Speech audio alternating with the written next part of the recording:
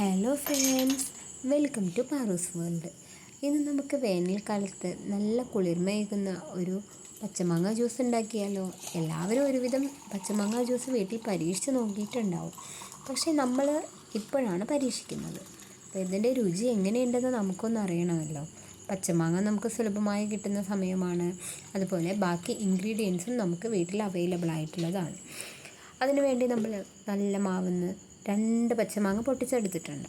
ഇതിൽ നമുക്ക് 2 വേണ്ട, ഒരെണ്ണം മതി.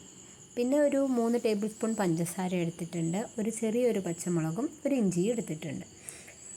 ഇനി നമ്മൾ ഈ പച്ചമാങ്ങയെ നന്നായി തൊലിയെല്ലാം ചെത്തി വൃത്തിയാക്കി എടുക്കണം. എന്നിട്ട് നല്ല ചതുര കഷ്ണങ്ങളായി മുറിച്ചെടുക്കണം. അപ്പോൾ നമ്മുടെ മാങ്ങയെ നമ്മൾ നന്നായി ചെത്തി വൃത്തിയാക്കി എടുത്തിട്ടുണ്ട്. ഇനി നമ്മളിതിനെ ചതുര കഷ്ണങ്ങളായി മുറിച്ചെടുക്കാൻ പോവുകയാണ്. അതിന് ശേഷം നമ്മൾ ഒരു മിക്സർ ജാറോ ഒരു ജ്യൂസറോ എടുക്കാം. അതിലേക്ക് നമ്മൾ മുറിച്ച് വെച്ചിരിക്കുന്ന മാങ്ങാ കഷ്ണങ്ങൾ ചേർത്ത് കൊടുക്കണം. ഒപ്പം തന്നെ നമ്മൾ എടുത്ത് വെച്ചിരിക്കുന്ന ഒരു പച്ചമുളക്, എരിവിനനുസരിച്ച് നമുക്ക് പച്ചമുളകിൻ്റെ വലുപ്പത്തിൽ വ്യത്യാസം വരുത്താം. ഒരു ചെറിയ കഷ്ണം ഇഞ്ചി, അതുപോലെ തന്നെ നമ്മൾ എടുത്ത് വെച്ചിരിക്കുന്ന 3 ടേബിൾ സ്പൂൺ പഞ്ചസാര. മധുരം കൂടുതൽ ആവശ്യമെങ്കിൽ കൂടുതൽ പഞ്ചസാര ചേർക്കാവുന്നതാണ്. ഇനി ഇതിലേക്ക് നമ്മൾ അരയ്ക്കുന്നതിനായി ആവശ്യത്തിനുള്ള വെള്ളം കൂടി ചേർത്ത് നന്നായി അരച്ച് എടുക്കുക. ഇപ്പോൾ നമ്മളിത് നന്നായി അരച്ച് മാറ്റിയെടുത്തിട്ടുണ്ട്. ഇനി ഇതിനെ നമുക്ക് ഒരു ഗ്ലാസ്സിലേക്ക് അരിച്ച് മാറ്റിയെടുക്കാം. അതിനു മുമ്പേ ഞാൻ കുറച്ച് ഐസ് ക്യൂബ്സ് ഇട്ട് കൊടുത്തിട്ടുണ്ട്. ഇനി ഇതിലേക്ക് നമ്മുടെ ജ്യൂസ് നന്നായി അരിച്ച് മാറ്റിയെടുക്കാം.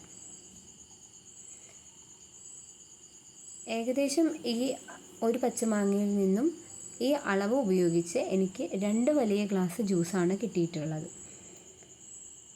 വേനൽക്കാലത്ത് നന്നായി പരീക്ഷിക്കാവുന്ന ഒരു ഡ്രിങ്ക് തന്നെയാണിത്.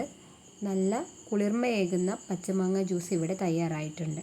ഇതുവരെയും പരീക്ഷിക്കാത്തവർ ഉറപ്പായും പരീക്ഷിക്കേണ്ട ഒരു ഡ്രിങ്ക് തന്നെയാണിത്. കൂടാതെ ചാനൽ ആദ്യമായി കാണുന്നവർ ലൈക്ക് ചെയ്യാനും ഷെയർ ചെയ്യാനും സബ്സ്ക്രൈബ് ചെയ്യാനും മറക്കരുതേ. വീണ്ടും പുതിയൊരു നല്ലൊരു വീഡിയോയുമായി നമുക്ക് വീണ്ടും കാണാം.